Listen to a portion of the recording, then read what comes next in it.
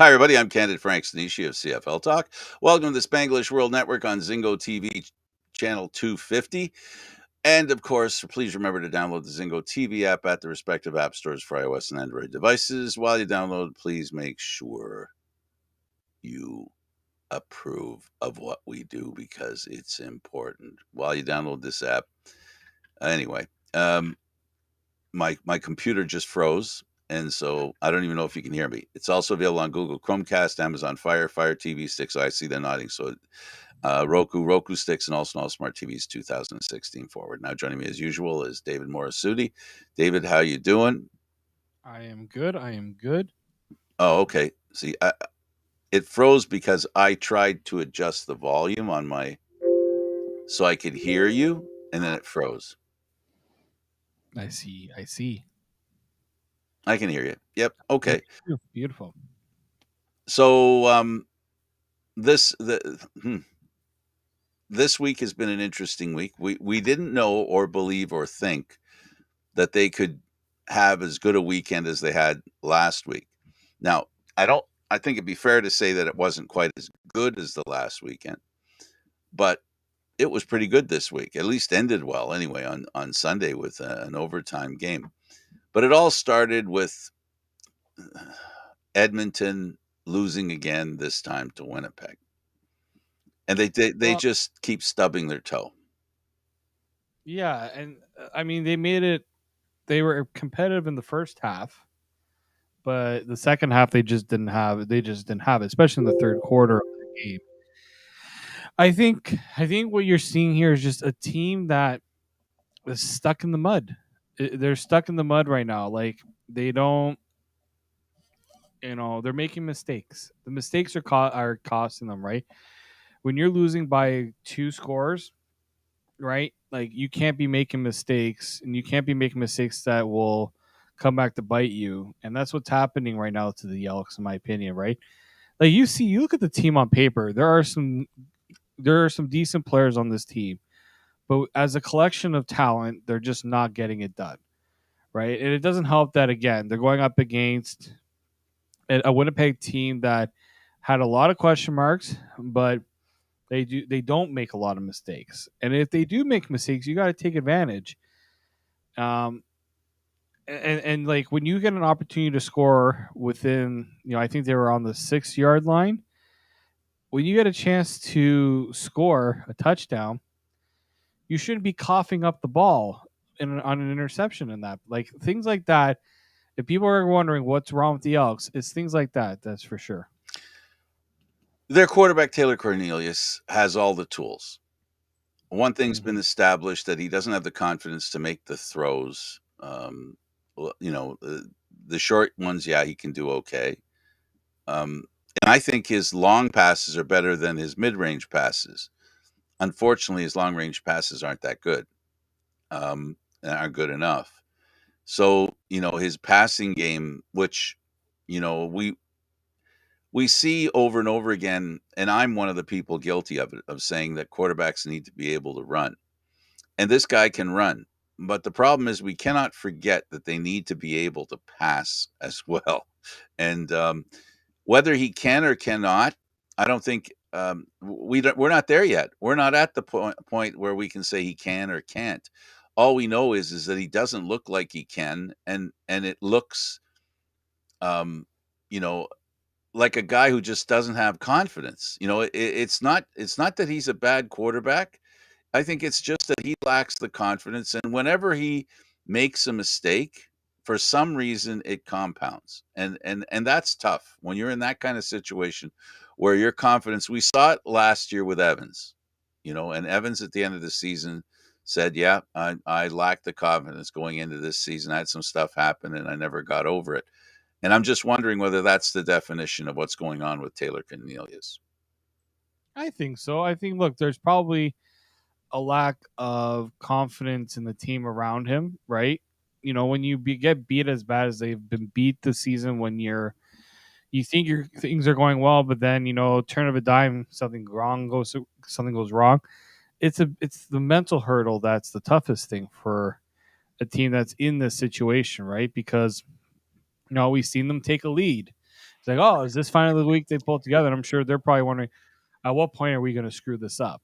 Right. I'm sure there's some of that, right? Or trying to be too perfect, right? And of trying to not make the mistake is also the wrong approach that some teams take when they're in the position, like Edmonton finds himself, right?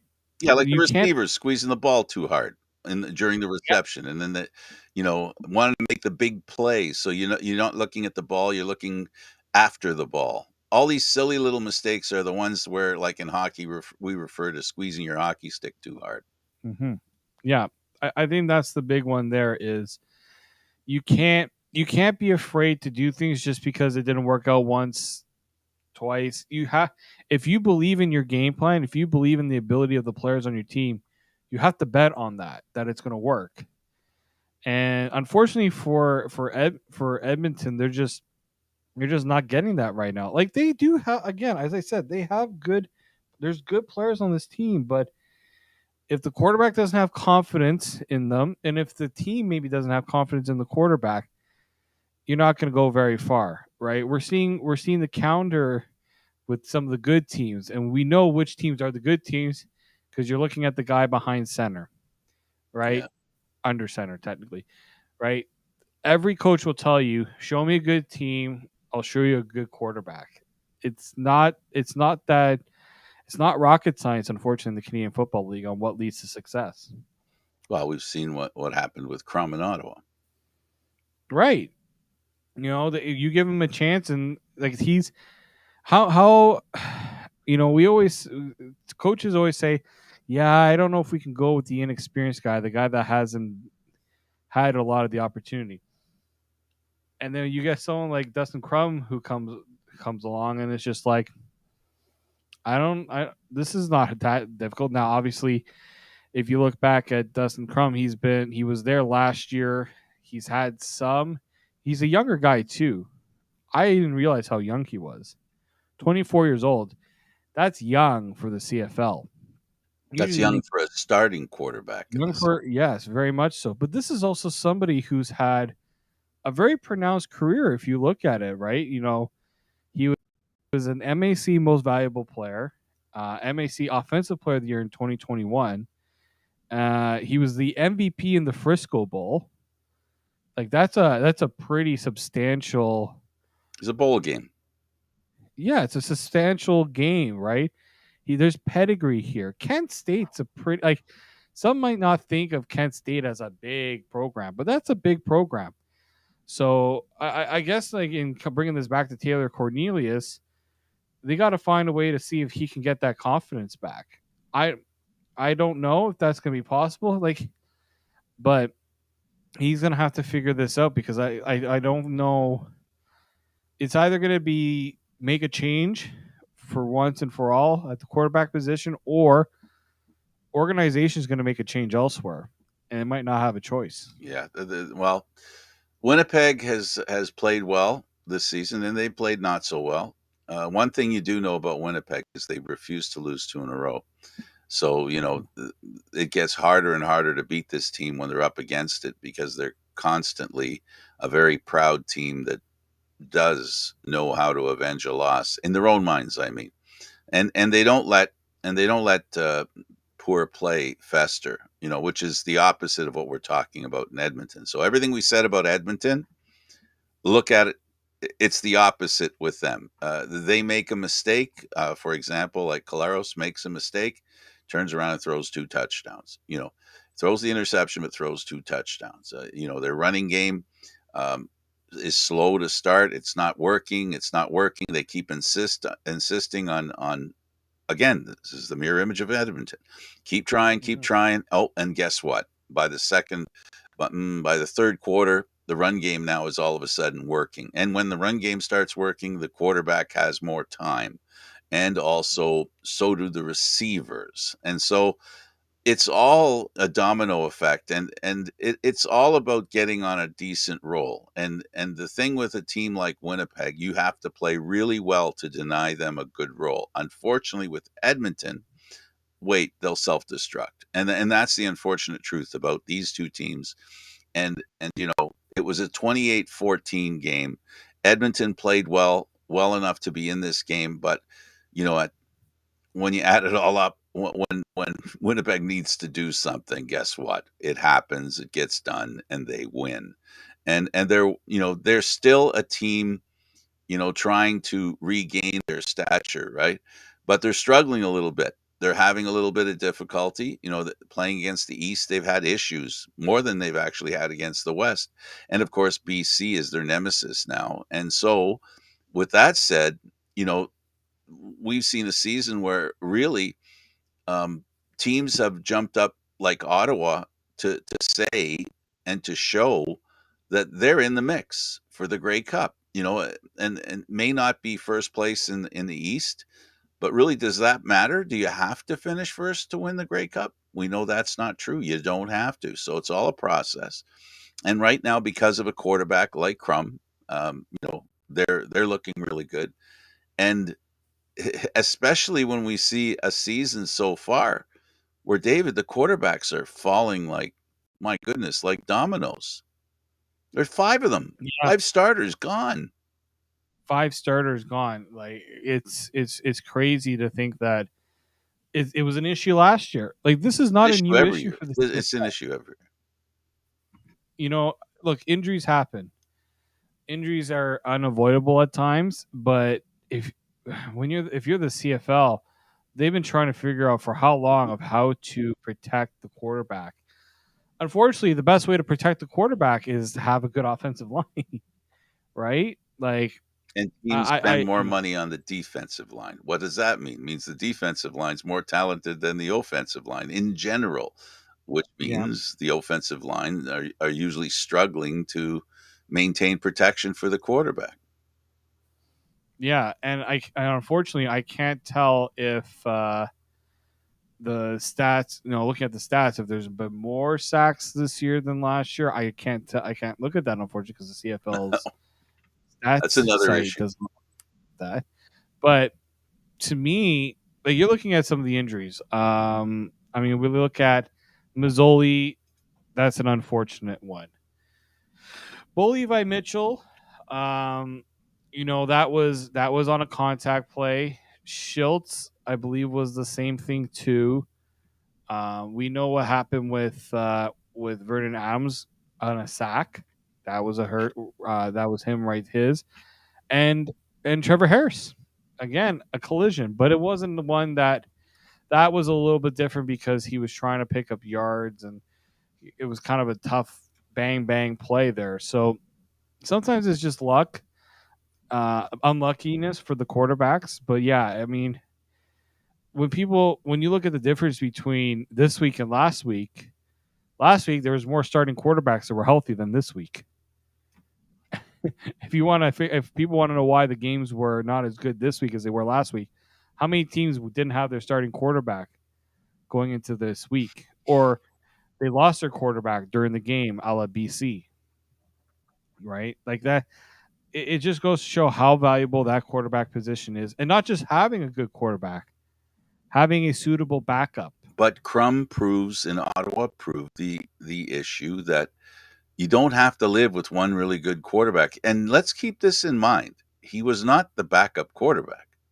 He was the number Nope, three. he wasn't even number 3. He was number 4. Really think about it, because Tyrell Adams was there too. Yeah.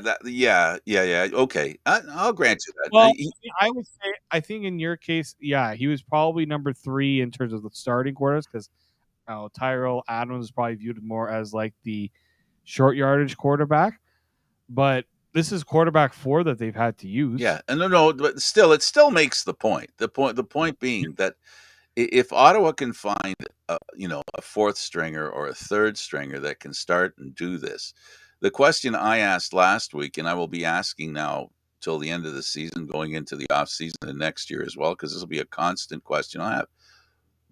Why don't you keep trying quarterbacks? Because it appears that maybe it isn't about teaching quarterbacks. Maybe generally speaking, it might be true. But what I'm seeing is there are quarterbacks that understand the game without really having to sit around and do it for years. We see it unfortunately.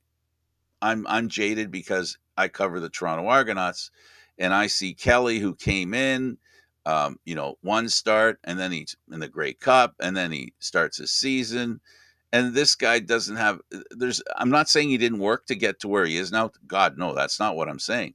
But what I am Mhm. saying, I don't think every quarterback needs 4 or 5 years to develop in the Canadian Football League. I believe there are certain types of players, whether it be their ability to learn the game quickly, you know what I mean, David? Not, that somehow grasp it faster than others.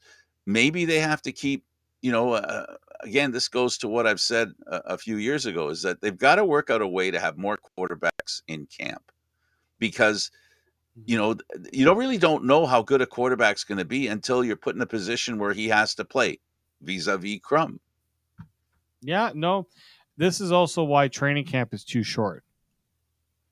Because if you had a longer training camp and if you had now I'm not recommending we have 5, 6 preseason games. I did hear the argument preseason's too short because guys don't get enough reps.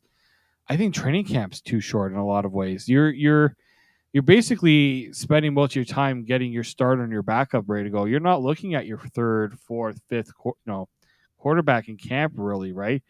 The Argos, the big thing for them was okay. We knew Kelly was a starter. Who's going to be the backup? There Right, were three guys there, and the guy who was on the roster last year didn't even make it through camp. And right. then they bring in two other guys, and there's question marks of whether they are even good enough. Right? If But Kelly that was, speaks to what I'm talking about. That's a signal to me that a decision with the Argonauts, at least anyway, they make decisions on quarterbacks very quickly, especially under Ryan Dinwiddie. Mhm. I think the big one here is how much of the quarterbacks already in the room. So like a Kelly, Bo Levi Mitchell, Mazzoli, like the guys who are there and have had the experience of playing the CFL, how much are they pitching to help the younger guys, helping the other guys? Because if you want to make sure that the guy is not being thrown to the wolves, well, if he has time to learn from guys who have been in the situation that they're in, it certainly does help. Like Kelly learned from Kalal Bethel Thompson. That was the benefit of him not starting last year. Hmm.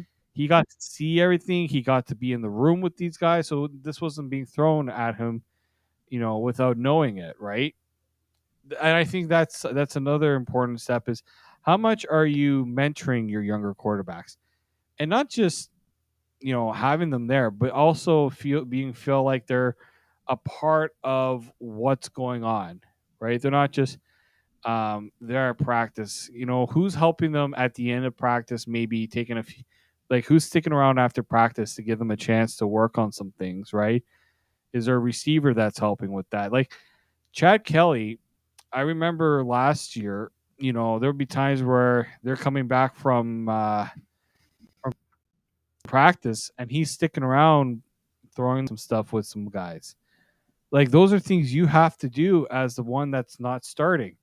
Take the initiative a little bit, right? So what you're saying in that, Emma, I'm sorry because I want to sort of kind of interview the conversation you just had. So what hearing from you is it also has to do with relationships between the quarterbacks and their receivers and the running backs. In other words, getting to know the players that they're playing with. Yeah, pretty much, right? Like let's not forget practice is not very long either. It's 2 hours. At least Argo practices are 2 hours. And in a lot of cases, like they're short weeks. The Argos played Friday. They were off on the weekend. I'm sure they probably were doing some film and stuff. They got a flight to go out east. They're not going to have that much time to practice. These are things that coaches are going to have to. That's another thing that with the CFL is with the travel and teams are not spending 3-4 days where they're playing. Right? They travel the night before a lot of them, and next like after the game they're gone. They're out. They're moving on to the next where they got to go to next. Right? So in season is not the time to get these quarterbacks in shape as well. That's the other thing. So it benefits when you have that guy in there from camp and you're putting in the work. No, and I'll tell you this: the CFL implemented this a few before the pandemic. I don't know if it was still going on because I didn't see it during training camp when I was there, but they did have a Canadian college quarterback, Hmm. somebody who is still in college, attend a CFL camp, spend some time to get to know what it's like to be in a training camp at the CFL level. I believe they did it again this year. I couldn't remember if they I did it seem again to this year. recall them announcing some names of players that were going to certain camps. I have to look into that a little bit more. It could be have been last year, but I'm still going to reemphasize this. How many sets of receivers are there? How many extra receivers are in camp and Practice roster guys. like what's that? 3, 4, Yeah, I would say at least 3 or 4 guys. right? And there's I really believe it's important that the CFL allow more quarterbacks. I think the reason I say that is very simple and very basic. With the importance of quarterbacks in the Canadian Football League and the need to expand the opportunity to find those diamonds in the rough or those diamonds in waiting, it requires more opportunity. I mean, it's great that you want to narrow it down to 2 lottery tickets, but why not have 3 or 4 and give yourself that much more of a chance of finding the right kind of quarterback? And unfortunately, you have to have them ready. The thing with Crum in my mind is he was in the system, right? Even though we defined him earlier as the 4th pick, not 3rd, not 2nd, not 1st, right? Mhm. He was in the system, understanding the system, given a chance to have the ability and knowledge to exercise his talent on the field, right? And and and that's what they need. I don't think they should underestimate how many quarterbacks that each team should have on their roster, active quarterbacks. And I say that because they're so important. Maybe it's time the Canadian Football League tries something innovative and says, you know what? I understand we don't want to have 3, 4 quarterbacks, but maybe we need to have 3 or 4 of them in all the time and have at least 2 of them dress, if not a third, because then you get that third quarterback is there, and if you have a chance to put him in, it gives you a chance to see what he's made of. But if he's sitting on the sidelines in his clothes, in his street clothes, you don't get to find out. What ends up happening is you have a game with a quarterback in there that you're forced to use, even though they're not doing a good job. You don't have another option. I guess this is a throwback to what happened in the playoffs in the NFL with San Francisco. It's this idea for me that quarterbacks are so important. The well should never be dry. Not in that position. That position, there has to be a plethora of players ready to throw. Yeah, no, you're right, and I do think that's something that it was a wake up call for the NFL, right? And look, you can't tell me there aren't quarterbacks out there. We keep hearing and saying, it's really hard to find a good quarterback. This is not about finding an extra Tom Brady out there, an extra, Ricky Ray out there. I'll bring it back to the CFL. This is about having someone that's capable of playing the position, capable of saying, you know what, I don't need the coach, and I can run this offense, right? We saw in Hamilton, right? Taylor Powell, third string quarterback coming in after the Hamilton lost first two. I'll say this: he looked like a rookie at times, but he also looked like someone that had shown confidence in keeping in a very tough situation. Absolutely. That was a competitive game. You could not ask for really more out of what he did in that situation. Isn't that the point though? The point is, you have a guy who's ready to play, who understands the system, who knows the players, and then you put him in there instead of going waiting till the next game and then bringing a guy and then trying to, you know, you know, basically have ask him to drink water from a fire hose. No, it's what Powell's another good example of, how does the league offer an opportunity for teams to have guys they don't know are good and have a chance to prepare them in case they are. You know, that's all I'm saying is that, sometimes what happens, and I think, Taylor Cornelius is an example, and you've made the point already, is that they're going to keep trotting him out there because he has a contract and because they really don't have any other option. How many times have we heard that from different people talking about the games, whether you want to talk experts or fans? They got to keep trotting him out there because they don't have anybody else. They put in their backup. They refuse to use the Canadian forward. I don't know what's going on there. I mean, I'm totally confused as to why they can't, in the CFL, can't ensure that there are enough quarterbacks out there that maybe you go a little deeper and give a chance to a quarterback who maybe nobody knew was good in practice, nobody knew was ready to play, but decided to bring him in, and now there's an opportunity for them to go out there and show what they can do instead of trotting out somebody that can't. That's the part that bothers me. You keep sending out the guy that that's having a problem. Send him up to the press box, but you can't. He's your guy, so he has to be there. No, I'm all for the belief that there are lots of crummy players out there, and by crummy I mean crumb-ish. Well, and here's the issue right now. Like, by all accounts, Trey Ford was an early selection. He was a second round pick Yeah, by Edmonton, and I had it on good authority that there were teams that were looking to draft him in that draft, but they felt Edmonton kind of jumped the gun a little bit and took him earlier than they were planning on doing it. But there's a pedigree. Like, we're talking about trying, the one position you're not getting enough production out of, and you've got this young guy that was, yes, he had his injury issues, so he had some of his development taken away. But what do you hold? Like, I understand sometimes you don't want your something young going on. quarterback to be thrown into the fire, but come on, what are we doing here? What are we waiting for? You got nothing to Um, lose except losing. yeah, exactly. You don't have anything to lose at this point. I So just totally believe that sometimes assessment of players is incorrect, no matter how brilliant the assessors are, and the only way to find out their assessment is wrong is to actually put somebody out there that might be as good as Crum or Powell. I mean, it's what they're going to have to do. I mean, professional football players, they play arena football. It's not what they played all their lives, but somehow they pick it up. So, and some are better than others in arena football. It's because you think like I think I know what makes a great Canadian Football League quarterback. They can run, it's important. They can pass, and they're elusive. Well, those are pretty general characteristics. You can get into more specifics, and the specifics are what requires the attempt to try quarterbacks. It's just, again, I'm repeating myself, so I'll stop. And they've got to work out a way to bring more quarterbacks in that they can start. When one fails, instead of trying them again, just try another one. Like I just don't see it. I mean, I understand the loyalty to a player. I get that.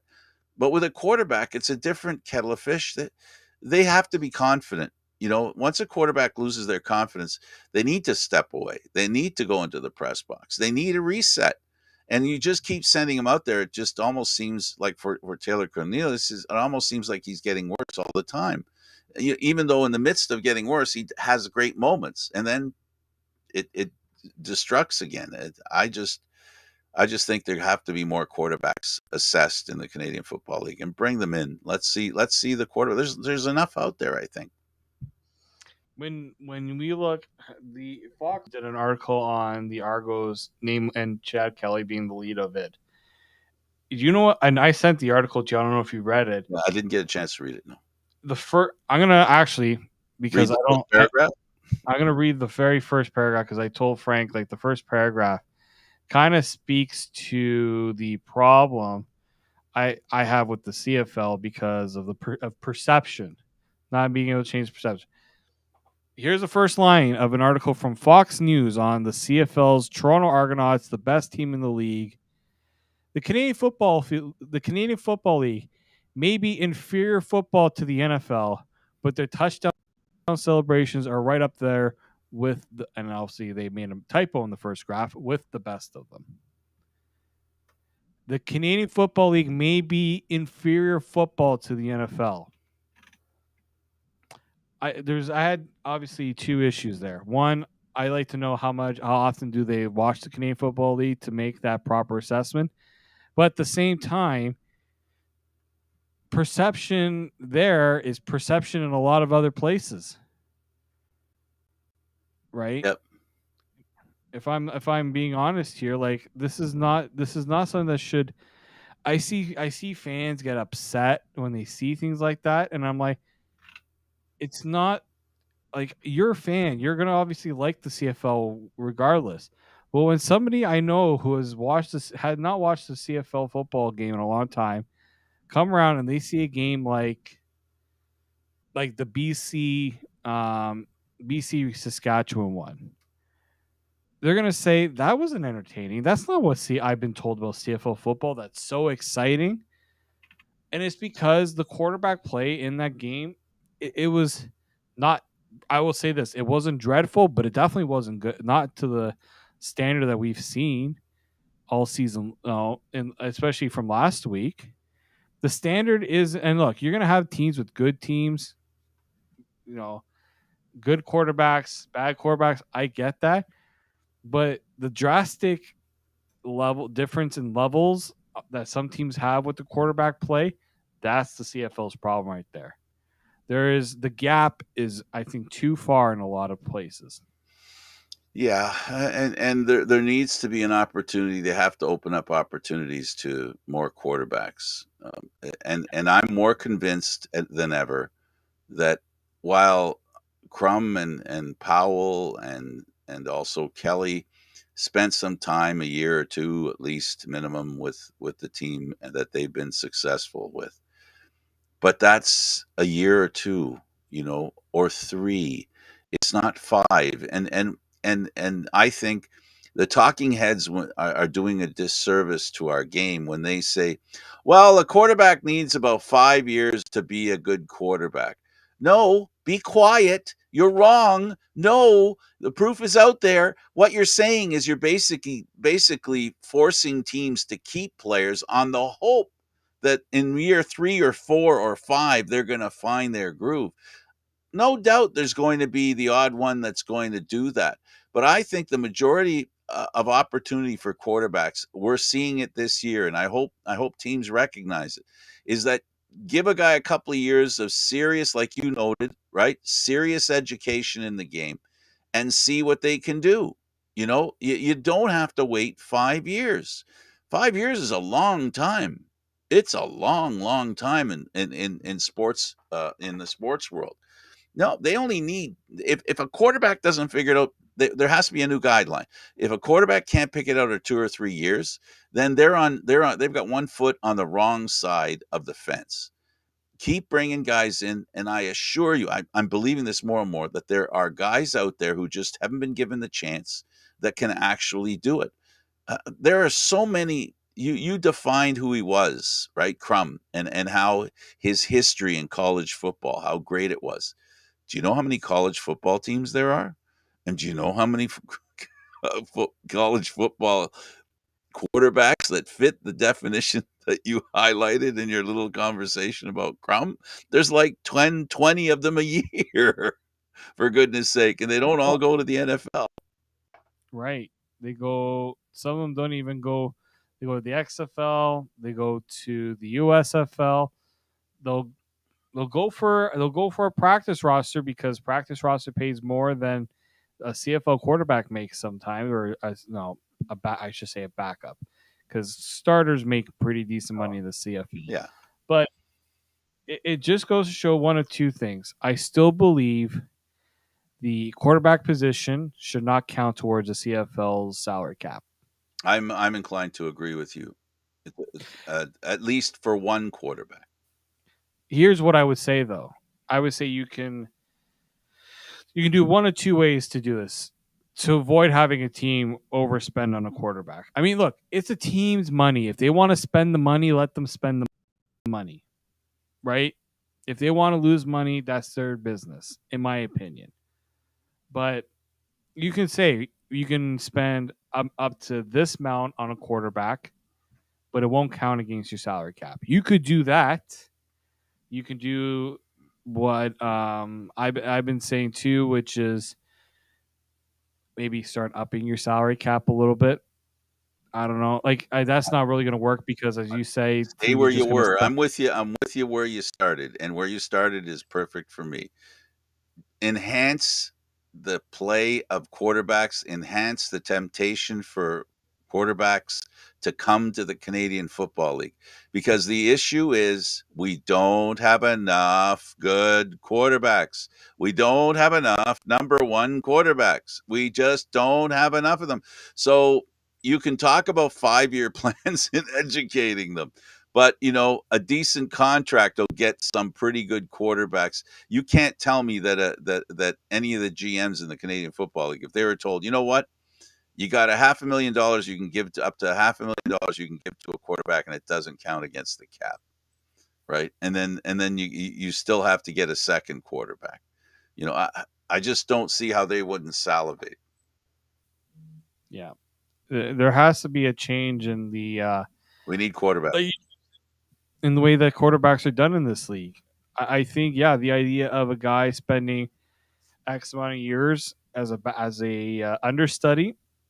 1 year, I think, proved with Chad Kelly. 1 year as an understudy was more than enough for him.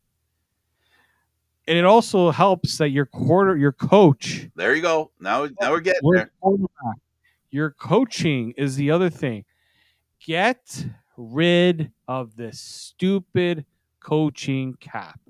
There are teams who have gone without a quarterback coach because they could. The Argos in one season, the season that they brought in, Frank, you might know the offensive coordinator, former Montreal offensive coordinator from the Oh, Als. They brought, oh, oh, French name.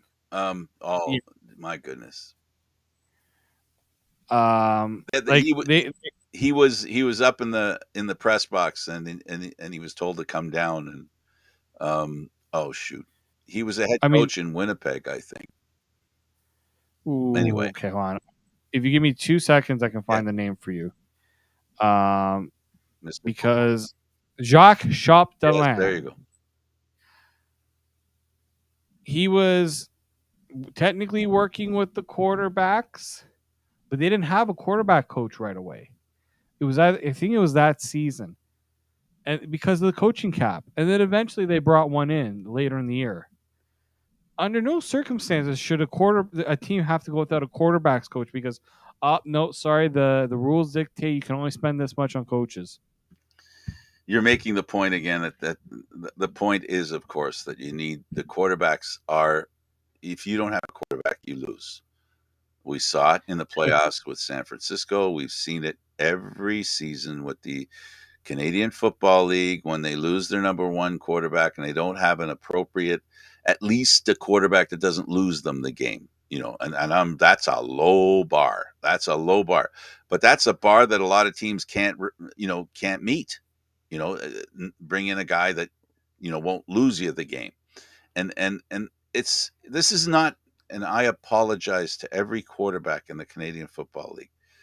I apologize with all my heart, but I truly believe that there has to be a bigger choice, more quarterbacks to choose from.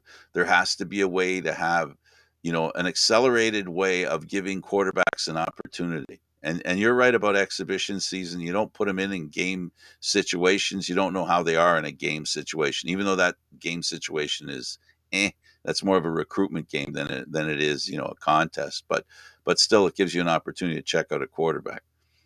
That they need more quarterbacks. That there has to be. They have no choice because quarterbacks are the Canadian Football League is quarterbacks. And I know that probably offends a lot of players in other positions, and I apologize, but it's something that I believe without any, without prejudice. Yeah, we're seeing it right now in the league how viable it is to have a quarterback that's able to perform. The good teams are getting good quarterback play. The teams that are not getting good play, it's because they're not getting the good quarterback play. And their proof is in the pudding. There are good quarterbacks out there who aren't necessarily the first choice of any team. Their third choice, fourth, you know? Yeah. So there has to be that opportunity to give players an opportunity to show what they can do. And I guess I'll offer you the last comment on quarterbacks, and we can talk about the games. We can talk about what's next. No, let's go to the Okay, games because it's going to talk more we about cover quarter. the Argos. That's the team that we cover and follow the most. Admittedly, I'd like to make sure we talk about them. We've only got a few minutes left, and I have to say that this is a team game in, game out. You know, is there something by definition that makes the Toronto Argonauts 5-0? I think I've come to the conclusion after watching them play. It's athleticism. This is a very athletic team. Each and every game, we see spectacular receptions, spectacular runs, spectacular defensive plays. This is a team of elite players playing different positions. They now have a special teams with elite players. And elitism, I think, is what fans love the most. And I hope Toronto sports fans get a chance to go check out the Argos, because that game, some of those receptions more than one player made were amazing. We know this happens in the Canadian Football League all the time. We have great receivers in this league, but to see them on one team and play that one game, it happens a lot. We saw it in BC until retirement. It's spectacular. It is why the Argos are 5-0. I'm not raining on the defense. I'm not raining on the offense. I'm just saying the spectacular play, game-winning plays. We're seeing them, and teams have to have players on them that make them. This is what's missing from Edmonton. Yeah, the Argos defense can make plays. The Argos defense is a very cohesive unit.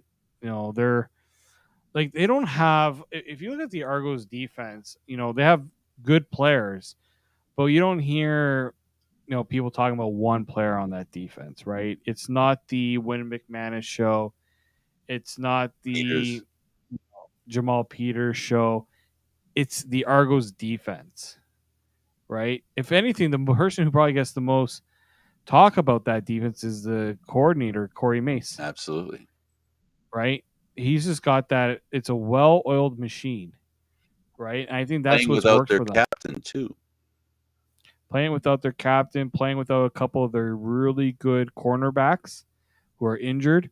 Like, this is a defense I think is going to get better as the season goes along because they're playing guys who might normally not be playing a lot. So, yeah, I think what's allowed the Argos to be 5-0.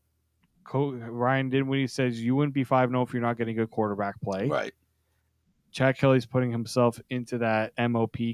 I think it might be him and Claros by the end of the season. And I think their defense is not.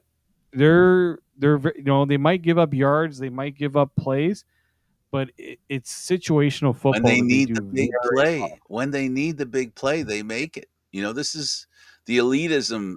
We've watched Winnipeg be like that. I want to make sure people understand. I'm not talking about like the Argos are unique. This is not unique.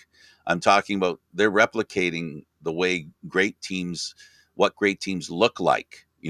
They make spectacular plays. They make key plays at key times. They have a quarterback that can keep the game going and moves the ball and doesn't throw a lot of interceptions. All those things. Um, I guess I'm trying to sell the game to Toronto sports fans to give it a shot because I really think that if more people were in BMO Field to watch the team, they would be. I know they are because the ones that are there are so excited about what's going on. I'm just I guess I feel bad for people who are missing out on something really good. Winnipeg when they were doing well, there were so many people in the stands. It's a great way to a great way to have a great team represented by their fans. Well, the Argos got to keep it up, and the thing is, they can't be a one and done type of team this year. They got to be able to do what they can Well, to they've been sustain this. sustaining it now, right? Under Dinwiddie, they've done what what Pinball said they wanted to do. The same thing that's going on in Winnipeg. As much as maybe we're throwing shade on Winnipeg because they're losing games, and who they're losing to, but we're learning that maybe they're not losing to bad teams after all. And then BC Lions, and Ottawa's doing what they're doing. This is great. This is what we're looking for. Exciting football. Yep, and the good teams, BC, Toronto, Montreal has had their ups and downs. Ottawa, the teams that need to do well to have some sort of hopefully some excitement in this market again in the CFL. The big teams in the big cities. Absolutely. Absolutely. Well, the word has to get out there. We're doing the best we can, in as far as talking about the game and the way the league works. There's still, I said before, and I'll say again, there it appears that they're having a little bit of an issue with statistics and stuff like that.